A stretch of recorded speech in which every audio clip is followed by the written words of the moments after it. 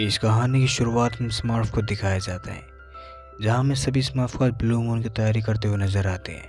दरअसल blue moon के अंदर बहुत सारे प्रोग्राम्स होते हैं, जिनमें से एक डांस भी होता है। और आज हम स्मर्फ को डांस की तैयारी करते हुए देखते हैं। और तभी हमें एक छोटा स्मर्फ दिखाई देता है। वो भी इस डांस में भाग लेने के लिए भागता हुआ आ रहा होता है, पर जल्दबाजी से उसका पैर फिसल जाता है और उसके सामने जो भी आता है उसे टकराता हुआ, उसे तोड़ता हुआ आगे बढ़ रहा होता है। लेकिन बाकी स्मर्फ उसे देखकर डांस में हिस्सा नहीं लेने देते। उन्हें लगता है कि छोटा स्मर्फ हमेशा कुछ न कुछ गलती करता रहता है, इसलिए उसे पार्ट में नहीं लेना चाहते।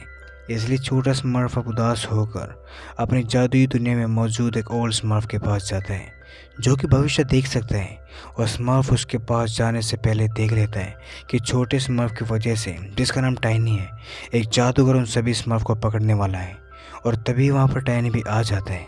टाइनी परेशान होकर कहता है कि वो भी डांस में हिस्सा लेना चाहता है, लेकिन कोई भी उसे डांस में हिस्सा नहीं लेने दे रहा। इसलिए वो जंगल में जा रहा है। ओल्ड स्मर्फ उसे रोकने की कोशिश करता है, पर वो उसकी बात नहीं सुनता। जंगल में जाने के बाद हम देखते हैं कि वहाँ पर एक जादूगर अपने कैट के साथ आ रहा होता है, और वो स्मर्फ को देख लेता है। और इससे पहले वो उसे पकड़ता, स्मर्फ भागता भागता जादुई दरवाजे से वहाँ पर अपनी दुनिया में चला जाता है। पर जादूगर भी उसका पीछा करते करते उस जादुई दरवाजे तक आ जाता है। जादूगर पहले तो अपनी बिल्ली को उस दुनिया में भेज देता है और फिर खुद चला जाता है। वहाँ उसे बहुत सारे स्मर्फ नजर आते हैं। जादूगर उन सब पर अटैक कर देता है और फिर हमें ओल्ड स्मर्फ को दिखाया जाता है, जिसे इस बारे में पहले से पता था, इसलिए उसने कुछ तैयारियां पहले ही कर ली थी। वो एक बड़ी सी लकड़ी से जादूगर के ऊपर हमला करता है, जिससे वो गिर जाते हैं और जिससे अब सारे स्मर्फ्स मौके का फ़ायदा उठाकर वहाँ से भाग जाते हैं। पर टाइनी फिर से गलती करता है। वो जल्दबाजी में एक ऐसा रास्ता चुन लेता है जहाँ पर जाना मना था, और उसे उस रास्ते से जाता देखकर उसके कुछ दोस्त उसके पीछे पीछे आ जाते हैं। वहीं भागता भागता टाइनी एक चट्टान से गिरने वाला होता है, पर उसके दोस्त उसे बचा लेते हैं। पर तभी इनके सामने एक राउंड शेप का झरना बनता है, जो इन्हें अपने अंदर खींच लेता है। दरअसल ये दरवाज़ा इंसानों की दुनिया का होता है, जिसके ज़रिए अब इंसानों की दुनिया में आ जाते हैं। पर जादूगर ने इनका पीछा नहीं छोड़ा था, वो भी इनके पीछे पीछे इंसानी दुनिया में आ जाते हैं। जादूगर की बिल्ली स्मर्फ का पीछा करती है और वो खुद को बचाने के लिए एक पेड़ पर चढ़ जाते हैं। पर टाइनी अभी भी वहीं पर खड़ा होता है, और जैसे ही बिल्ली उस पर हमला करती है, वो उसे बचता हुआ भागता है और भागता भागता एक डब्बे में गिर जाता है। और ये बॉक्स एक आदमी का था। वो उसे देख लेता है कि बिल्ली उसके बॉक्स के साथ छेड़छाड़ कर रही है, इसीलिए वो उसे उठाकर ले जाता है और टैक्सी के अंदर उस बॉक्स को रख देता है और वहाँ से चला जाता है। इसी बीच बाकी स्मर्फ भी उस टैक्सी का पीछा करते हैं और उसके ऊपर चढ़ जाते हैं और उनके साथ चले जाते हैं। पर जादूगर उनका पीछा करता रहता है और फिर एकदम से गाड़ी रुक जाती है, जिससे जादूगर गाड़ी से टकरा जाता है और अब वो उनका पीछा करने में चूक जाता है। पर खतरा भी टला नहीं था। घर जाते ही जैसे ही टाइनिस बॉक्स से बाहर निकलता है, उस आदमी का कुत्ता उसे देख लेता है और उसका पीछा करते हैं। वो किसी तरह से उस डॉग से बच जाता है, पर उस आदमी की वाइफ उस टाइनी को देख लेती है। पहले तो वो बहुत डर जाती है, पर जब टाइनी उससे थोड़ी बातें करता है तो वो रिलैक्स हो जाती है और अब उन दोनों की दोस्ती हो जाती है। और तभी बाकी स्मर्फ भी इनके सामने आ जाते हैं और इन सब की आपस में दोस्ती हो जाती है। बूढ़ा स्मर्फ उस आदमी को, जिसका नाम जैक होता है, उसे अपनी दुनिया के बारे में बताते हैं। उसे ये भी बताते हैं कि उन्हें अपने घर वापस जाना होगा, पर यह सिर्फ तभी हो सकता है जब ब्लू मून होगा, क्योंकि ब्लू मून की रात को ही उनकी दुनिया के दरवाजे खुलते हैं। अब हम जादूगर को देखते हैं, जिसे अपनी कैट के मुंह में स्मर्फ के कुछ बाल मिलते हैं।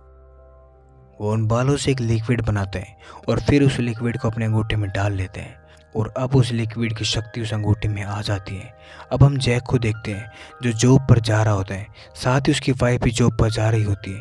इसलिए उस स्मर्फ को अलर्ट करते हैं कि वो घर से बाहर ना जाए, पर ओल्ड स्मर्फ को दूरबीन की ज़रूरत होती है, इसलिए वो जैक की टैक्सी के ऊपर जंप करता है। और तभी जैक उसे देख लेते हैं और घबराकर उन सबको अपने कोट की पॉकेट में डाल लेते हैं और ऑफिस में आ जाते हैं। पर स्मर्फ बहुत शैतान होते हैं, वो उसे काम नहीं करने देते, इसीलिए अपनी वाइफ को कॉल करते हैं और वो वहां आकर उसे वापस ले जाने लगती है। पर रास्ते में ओल्ड स्मर्फ को एक पोस्टर नज़र आता है, जिस पर दूरबीन छपी होती है, इसीलिए वो उस टैक्सी से उतर जाते हैं और दूरबीन लेने के लिए चला जाते हैं। जैक की वाइफ भी परेशान होकर उनके पीछे जाती है, साथ ही हेल्प के लिए वो जैक को ही बुला लेती है। सभी स्मर्फ मॉल के अंदर चले जाते हैं और बहुत ही मस्ती करने लगते हैं। पर तभी वहाँ पर जादूगर आ जाते हैं और अपने साथ ही वैक्यूम क्लीनर भी ले आते हैं और सभी स्मर्फ को एक एक करके उसमें कैद कर लेते हैं। पर गलती से वो आदमी अपनी कैट को भी वैक्यूम क्लीनर के अंदर खींच लेता है और वो बीच में ही फंस जाती है। जादूगर को ये सब करते हुए जैक देख लेता है, इसलिए वो वैक्यूम के बैक बटन को प्रेस करता है, जिससे उसके अंदर की सभी चीज़ें बाहर आ जाती हैं और जादूगर दूर जाकर गिरते हैं। और तभी वहाँ पर पुलिस आ जाती है और जादूगर को अरेस्ट कर लेती है, क्योंकि उसने वो वैक्यूम किसी वर्कर से छीना था। और अब जैक और उसकी वाइफ सभी स्मर्फ को अपने साथ घर में वापस ले आते हैं। थोड़ी देर बाद जैक के पास एक मेल आती है जिसमें लिखा होता है कि पूरे शहर के लिए एक ऐड डिसाइड करना है। ये देखकर जैक बहुत खुश होता है, पर तभी टाइनी गलती से कीबोर्ड के ऊपर गिर जाते हैं और गलती से ब्लू मून की पिक्चर सेलेक्ट हो जाती है और तभी पूरे शहर में पब्लिक हो जाती है। दूसरी तरफ हम जादूगर को देखते हैं जो अपने जादू से जेल से बाहर आ जाते हैं। वहीं अब टाइनी की उस गलती की वजह से जैक की जॉब चली जाती है। वो बहुत परेशान होते हैं और सभी स्मर्फ उससे माफ़ी मांगते हैं। और अब बहुत जल्द ब्लू मून आने वाला था, यानी कि स्मर्फ के घर का रास्ता खुलने वाला था। पर उन्हें घर के लिए एक किताब की ज़रूरत थी जिसमें कुछ मंत्र थे, इसीलिए वो टाइनी को घर छोड़कर लाइब्रेरी में पहुंच जाते हैं।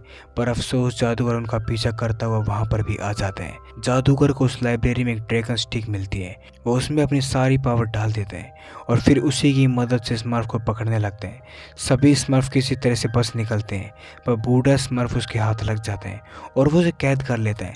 सभी स्मर्फ जब ये बात आकर घर में जैक को बताते हैं तो वो उन्हें ढूंढने निकल पड़ते हैं। वही एक स्मर्फ उस जादुई किताब से मून को नीला कर देता है, यानी कि ब्लू मून हो गया था और अब उनकी दुनिया का रास्ता खुल जाते हैं।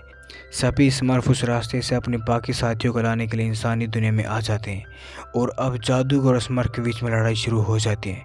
जादूगर की स्टिक के सामने एक स्मर्फ कमज़ोर पड़ जाता है, तभी जैक वहाँ पर आ जाता है, पर जादूगर उस पर भी हमला कर देता है।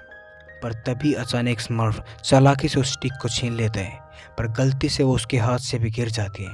पर टाइनी बड़ी बहादुरी से उस स्टिक को पकड़ लेते हैं, साथ ही जादूगर पर हमला करते हैं, जिससे जादूगर बहुत दूर जाकर गिरते हैं।